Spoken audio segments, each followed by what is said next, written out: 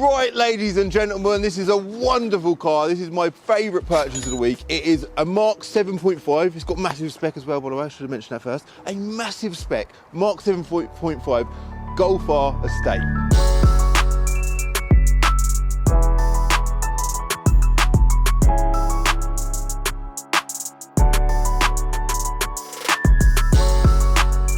Right, so a Volkswagen Golf R Estate. I don't even think I've ever had. I must have had one before. I've definitely never had one as nice as this. It came in part exchange yesterday against the Audi RS4 that I've done a video on recently. We actually gave the RS4 plus cash for the Golf R. So obviously I was super keen to do the deal. This is my kind of car, like massive, like genuinely massively excited about buying this car I was, because it's just me all over. Now obviously you lot know I'm on the hunt for my own car. Yeah, we're going to talk more on that subject later in the video, but I think what I need to do now is go to the boot of the car, because that is like, this section here is like the exciting bit. You lot know I love an estate car, I love a Golf R. This is like the dream daily, isn't it, for someone like me it is. Anyway, so we've got a nice big boot. Currently the boot is filled up with my stuff because I drove it home last night, and the benefit to an estate is it's got like a sliding parcel shelf, which is quite neat. It's got two motions as well. It's got motion 1, then motion 2. Nice big boot, currently filled with camera bags and gym equipment and stuff like that. But I did want to go in here because I wanted to get a nice woolly hat on, available at nafco54.com. Cheeky little plug. Let's get that on because it's bloody freezing. If there is any wind noise, by the way, apologies for that. That's not ideal. But yeah, let's slide that back, because of course you cannot do that on a normal Golf R, a hatch. I'll put a shot up of the boot of a normal Golf R right now. There you go. That's what the boot of a normal Golf R looks like, a hatchback one. And then for those that want to know the difference what an estate looks like, there is a shot of this boot without all my junk in it. All right, it gives you an idea of difference in size. I think weight-wise, Golf R Estate is about 100 kilos more than a normal Golf R. Like the stats sort of vary from website to website. I don't know exactly what the number is, but it's there or thereabouts. So let's quickly talk about the spec, like the visuals of this car. It looks wonderful, man. This colour, I'm not sure exactly what this colour's called. I will do a spec check shortly. But visually, grey car, dark grey wheels, Pretorias as well. Yeah, we all love Pretorias. I've actually still got my Golf R here, because at this point of filming this video, I've not yet given it away on Planet Dreams. So yeah, by the time this video goes live, we will know who's won that car, who the new owner is, who the lucky winner was, and it'll probably be out of my life by the time this video goes live. So yeah, Pretorias, we've got another Golf R over there that also has Pretorias. This is a Mark 7.5, came out in 2017. There is so many differences, subtle differences between a pre-facelift and a facelift car, but they are all so nice. When you drive a pre-facelift car, you don't care, you don't feel like you're missing out on anything, but when you drive a facelift car, you sort of think, wow, like it's super impressive. Virtual cockpit, nicer front end. Let's quickly talk about the front end. You've got sort of nicer looking headlights, just subtle differences, different shaped front bumper, loads of little things that make the car just appear and feel a lot nicer. So this car's got a Maxim Design splitter kit, which consists of the front splitter, the side skirts, the rear diffuser, and the spoiler up the top there as well. Really subtle, but I do like Maxim Design stuff. They do seem to do a really good job, and they just finish cars off nicely. Oh wait, hold on, one thing I didn't say whilst we stood at the rear of the car, like this car's been loved, it's had some nice little things done to it, but I moan about this a lot. Rear wiper delete. It's like a perfectly functioning body part, yeah, that works, and it should be on an estate car, because when you're driving down the road and it's raining and the back window's getting covered in rainwater, you want to use your rear wiper. But some people in the world like to just remove it. I get the flush look, and I get it looks cleaner and less complicated. But yeah, I think if this was my own car, which we're yet to talk about, I would want a rear wiper on there, personally. Maybe I'm getting old, I don't know. Feel free to comment your thoughts on that in the comments below. And what else did I want to say about the visuals? I just think it looks unbelievably good. It's also got a pan roof. Guys, a Golf R with a pan roof. You look on the internet right now and try and find a Golf R with a pan roof. Like, they are strangely rare. I don't know why everyone didn't just spec their Golf R with a pan roof, but this is like a sensible daily with a 300 brake horsepower engine under the bonnet, which, by the way, the facelifts have got about 5 more horsepower. Oh, is that my McDonald's? Just drop it into reception, please, mate. Thank you very much. New year, new me and all that. Straight on the Mookie D's. It's 5 selects, man. 5 selects. Yeah, I was saying about a little bit more power. This has 1 extra gear in the gearbox than the pre-facelift cars. I think these are a 7-speed DSG, whereas the Mark 7s pre-facelift cars are a 6-speed DSG. But I think that, like I say, the thing that I am most excited about with this car is the fact that it's an estate car, and what I really need to do is get inside, get in the warm. It does have heated seats as well, which is wonderful. Get the heated seat on, quickly fly through HPI. We're going to go for a drive in it, do the usual thing. We're going to do draggy times and see where it falls on the draggy leaderboard. I did actually do draggy times, I think, on a Mark 7.5 Golf R. That was a hatchback car. Can't remember the car itself, we've had so many of them, but we'll compare times and see where it falls on the leaderboard as well, all right? Let's jump in. Because I'm super kind and conveniently got lots of Golf Rs around me at the minute, I decided to park the hatchback Golf R next to the estate Golf R to see what the difference is in size. So the front wheels are perfectly lined up, okay? The front ends are perfectly lined up. So this aspect of the car is all perfectly identical, yeah? Super identical. And then you come to the rear, and then we've got about, I don't know, about that much, I would say. That much. I've actually got a tape measure in my pocket. How convenient is that? On it, hashtag on it. It's hard to tell the difference. We could Google it. That'd be a lot easier. It'd be so much easier to Google it, but that would be too easy, wouldn't it? I would say, at a guess, from the end of that bumper to the end of that bumper, we're talking about 40 centimetres. Is that even worth talking about? I think it's worth talking about. Something else that I noticed, I would say, maybe, I don't know if this is even possible, if this is completely wrong, but maybe the wheelbase on the estate car is a tiny bit longer than the wheelbase on the hatchback. That could just be my eyes though, all right? Some other things that I noticed all the way around to the front. Let's admire the two front ends. So the front end of the Mark 7.5 is obviously a lot more modern than the Mark 7. Not that I dislike the Mark 7, because I absolutely love it. Secondly, the mirrors on the Mark 7 are satin silver, whereas the mirrors on the Mark 7.5 are black. Quite nice. And then the inserts on the front bumper on the Mark 7.5 are black as well. Again, on the Mark 7, bits of it are in chrome. And conveniently, we've got the two cars parked next to each other. So yeah, you can see the wheels on my car are slightly more silver than the wheels on the estate car.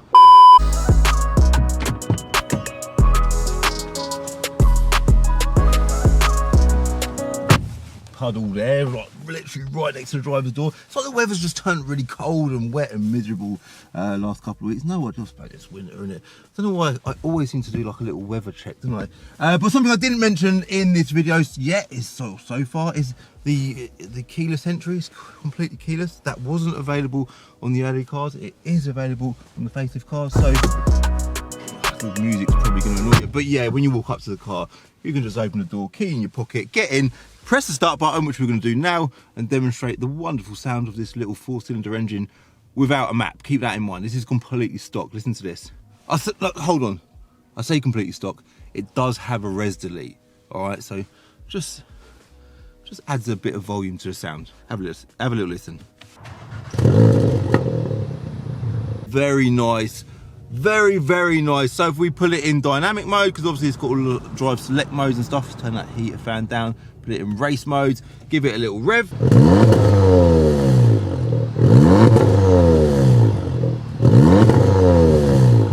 Sounds really good. Hold on, the devil is walking past. Let me let the devil walk past first, and she's gonna want to talk to me. Sorted? Sorry, Calvin. Yeah, Many unbearable hours later. Hold on, I've got someone else who wants to disturb me now. You alright then, mate? Sorry, I said. We dropped in video. Nah, go on, you alright? No, I just wanted to come. I was literally in the area, mate. I just wanted to come in and good to meet you. Yeah. Oh, wicked. Yeah, I watch all your videos and stuff. Oh, really? Wicked, man. But yeah, just next video. Yeah, I'm just filming this now, ready to get up on YouTube, yeah. Nice one, mate. Wicked, man. Yeah, I just see that Golf R and the G-Wiz. Oh, really? I literally, like, cause I've watched so many videos. You're familiar with it I all? knew the way in. Yeah. I was like, oh, I've seen this before. Oh, wicked, yeah, man. No, pleasure to meet you, mate. Yeah, thank you, man. Say Cheers. hello, mate. Yeah, sorry, I'm just... Yeah. No, you're alright, you're busy, aren't you? Yeah, sorry, man. That's brilliant. I keep getting, I get a lot of visitors because it's amazing. It is amazing. We sell a lot of cars, we meet a lot of people, we buy a lot of cars of people. People are always happy to meet me and pop down to get photos and stuff. It's amazing. It is amazing. Like, what a privileged position to be in. So anyway, what was I saying? 2 hours later. Engine start, that's what we just done. We just started the engine. It sounds wonderful. The res delete is a nice little touch. Again, going back to the previous owner, he's done loads of nice little things to this car. It's still stock. It's got an air filter under the bonnet, which I can't currently show you because the bonnet latch is broken. So I can't show you that, but it has got an air intake, res delete. It's also been lowered on H&R springs, Uni Royal tyres, Pretoria alloy wheels, and yeah, overall it's just a proper nice car. So a couple of things that the Mark 7.5s have got over the Mark 7s is sweeping LED indicators, I think, on the mirrors and on the rear lights. In fact, what I didn't realise is the estate cars don't seem to have sweeping LED indicators, whereas the hatchback cars do. And it's got a touchscreen. Although the previous one is a touchscreen infotainment system, this is just a more modern, more updated version. It's got a few more features, which is also very nice. I mentioned the start-stop button as well, which is cool. The seats on the interior of the facelift cars are actually darker, like the materials are darker grey than the earlier seats. I actually prefer the facelifts. Yeah, I definitely prefer the facelift seats. That was a good shout doing that. Great move by Volkswagen. And obviously this one being a state, it's just lovely to see that the pan roof is massive. It is huge. Like, I'm guessing if you get a pan roof on a hatchback Golf R, it couldn't possibly be as big as the pan roof on this car. This is like full glass roof. Fully get the whole of the sunshine in your car on a summer's day. All right, so all very nice. The virtual cockpit, which I mentioned already, is also very nice. I think what I need to do right now, literally right now, is take my hat off. Message from Will at VRS. This is a message probably worth broadcasting on YouTube. Actually, it is a message to say inlet manifold is here. Right, you heard it here first. At the point that Calvin discovered the news. There you go, inlet manifold is here. Can you see that? Is that focusing? There's a funny image of Connor at VRS there. Yeah, thanks for that strange image, Connor.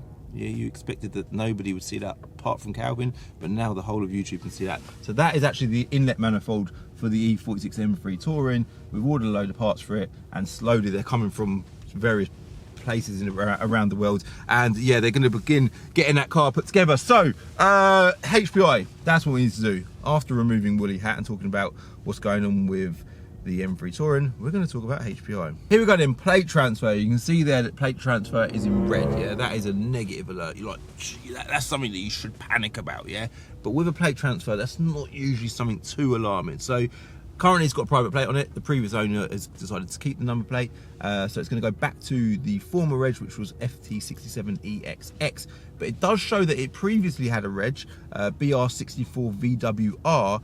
That car there is an insurance write-off. It's just an alert to say that a plate that was on his car is now on another car, which I would assume is maybe a Volkswagen Golf R. It says it's a Category A insurance loss. Certainly not this car.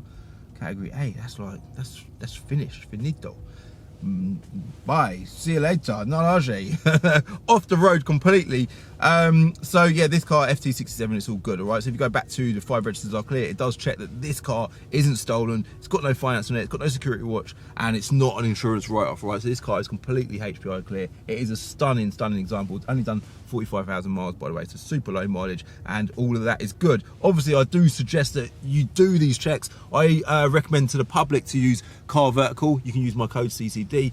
This is HPI. This is only available to the trade, although you can do HPI checks.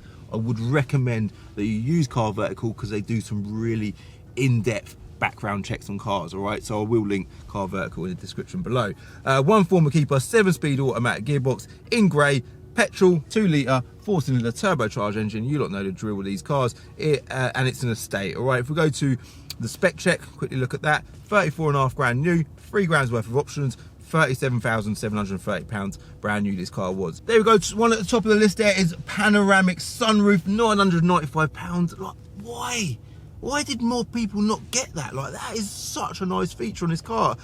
4 8J by 19-inch Pretoria black alloy wheels. They say black, but they're not black. I'm guessing is that a darker shade of silver, because the normal Pretorias are silver. Or a light grey. These are a dark grey. Look wonderful anyway. £990. That is a lot of money, but you can't even buy them for that nowadays. So paying that from brand new from Volkswagen, I think that was money well spent. Metallic paint, doesn't say the actual name of this colour, but it's 570 quid for the metallic grey paint on this car. Keyless entry, £365. Rear view camera, £265. That is very, very cool.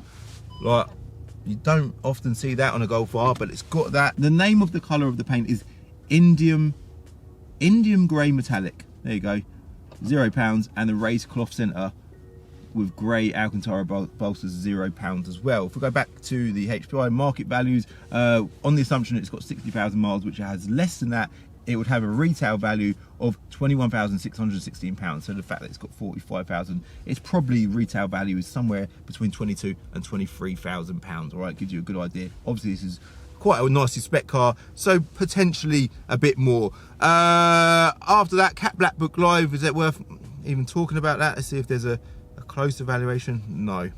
Cap is saying 60,000 miles, 20,500 quid. So yeah, a little bit less than the Auto Trader market values there. I think what we need to do now is we've done all that technical stuff, the important stuff that everyone needs to do when they're buying a car. So important that you do that. Do not go anywhere or buy a car ever without getting one of them checks done, all right? And my Golf R is a prime example of that. Here's some pictures of it when it was smashed up at Cockpit. Now, obviously, I bought that car, and I'll be honest, it was probably the biggest financial mistake of my life. But these pictures are now recorded on the history of that car. And if you were buying that car, I think you'd probably want to know the extent of the damage it had had. And this is a great thing about doing a car vertical check. You can discover background history, previous accidents, and photos of damage that the car has previously had. Guys, just trust me, whatever you do, if you're gonna buy a car, and I've said this already, I will stress it again, if you're about to buy a car, do a car vertical check, all right? Just do one. Or even if you don't use car vertical, just scout in and choose your own one. I recommend car vertical, and I'm gonna remind you again, I'll link them in the description below, all right? So let's just hit the bloody road. Builder guy over there, like, open reach, he was just proper staring at the Golf R. You know, he's looking at him thinking, look at that car. Like, everyone loves a Volkswagen Golf, don't they? And this is like the R, like the top of the range. And he's probably, you know, he's an older fella. He's probably got a couple of kids, maybe got a dog, you know. Can get the whole family in the back, take the missus out for a nice meal as well. Do it all in comfort and in style on a budget for around £22,000. So what did I want to mention? What I wanted to mention was when I got into this car, I sort of partly felt like I might be disappointed with the performance of it, right? I might be disappointed. Little crackles out the back there. That is because of the res delete, which is legal, by the way. I nearly said illegal. It is legal. Listen to that. We're currently in dynamic mode. Yeah. But going back to the performance, 300 horsepower. My car is currently running 530 brake horsepower, which I currently do have, but I won't have by the time this video goes live. I guess. I hope. Yeah, hopefully someone else has got that car by this point. But this feels quick. It feels bloody quick. I am not disappointed. Obviously the four-wheel drive, so going back to the perfect all-rounder, the fact that this is, you know, it's got the big boot, it's got the looks, it's got the comfort, it's got the style. It's also four-wheel drive, so you can drive it all year round, including the odd sort of spell of snow that we get in this country. You know, you ain't got to worry about that. It's low. This car is low. And I'll be honest, I'm pretty sure that my Golf R has got H&R suspension, and this feels a firmer ride than my Golf R, but it does look good. So with gain, sometimes there is compromise. You've got to accept that. The gain is the looks and the drivability. It is firm as anything, this car, to drive around the bends, but the compromise is it's a bit rocky to drive every now and then. Now, something someone mentioned to me before, I've seen in comments before, is the fact that the estate cars apparently, listen to that, pretty sure the 7.5 has got like an active sound box inside the car as well, which enhances the sound, gives you a bit of a false sense of noise. If it does, which I'm pretty sure it does, it's very subtle, and I actually quite like it. But yeah, the rear exhaust, I've seen comments on videos before to say that the rear exhaust on estate cars, they're not complete. And when I say that, I mean because the estate cars have got a wheel well in the boot, that the exhaust can't travel round the wheel well, meaning that only one of the rear tailpipes is active, okay? Are you with me?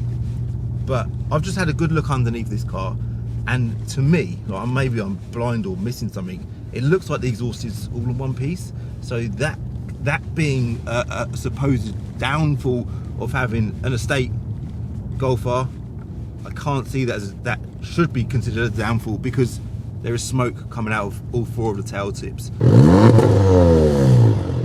and they seem to be linked. I just thought I'd throw that in there, because if that comment does come up below, I'm curious. Enlighten me. I don't know, maybe I'm wrong, all right? So I think what we need to do now is, I'm quite satisfied with how it drives. Very satisfied with how it drives. I love the way it drives. Very comfortable, very fast.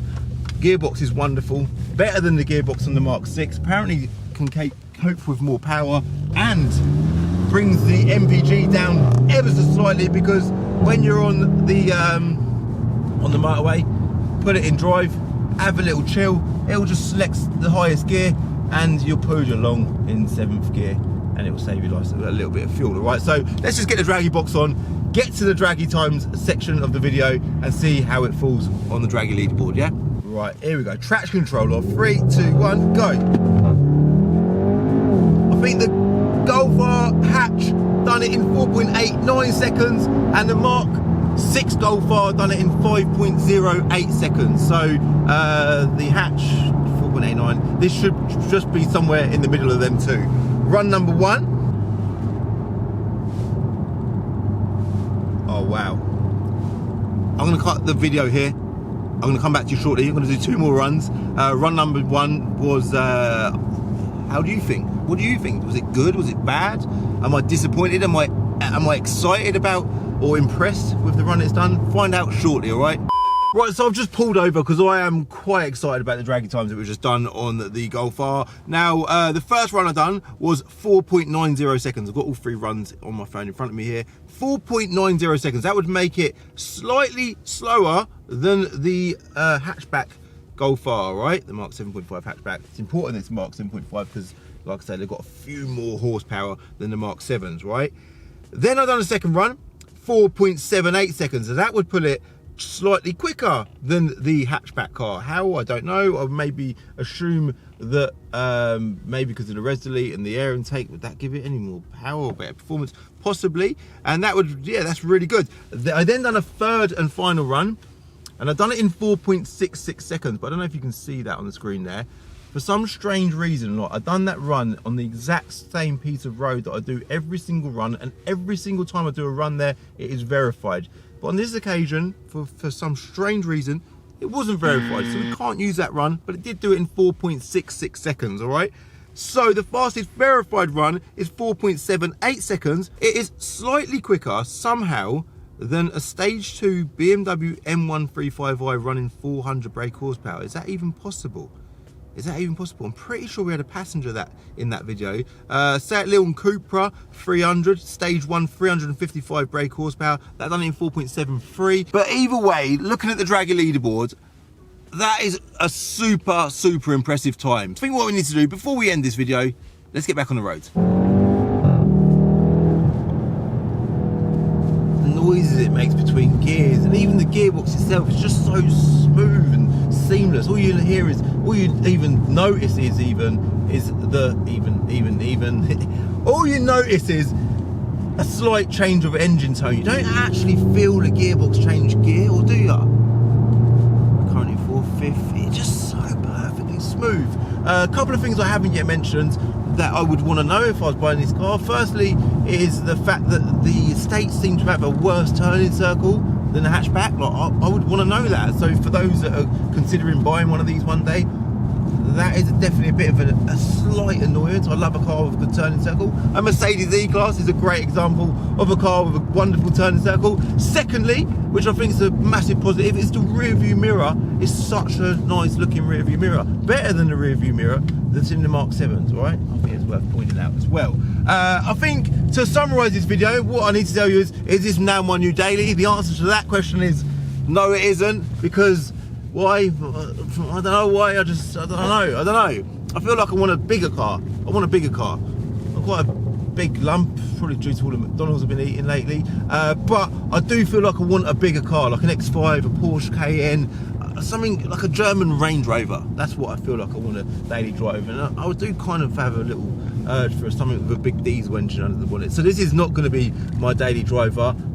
Something might come along and sort of spark some love with me, but right now this isn't the car for me. It's going to be going up for sale. I just wanted to get it on my channel, get a video done on it. This is my favourite purchase of the week without fail. I absolutely love it. I'm super impressed with what it offers, how it drives, and the draggy times it's just done. I am now going to say bye and wrap this video up. Thank you very much for watching. I hope you liked this video. If you did like it, hit subscribe as well. Yeah, subscribe, and do whatever else you can. Share it with your mates, tell the world, and I'll see you in the next video. Bye. Since filming this video, this car is now sold.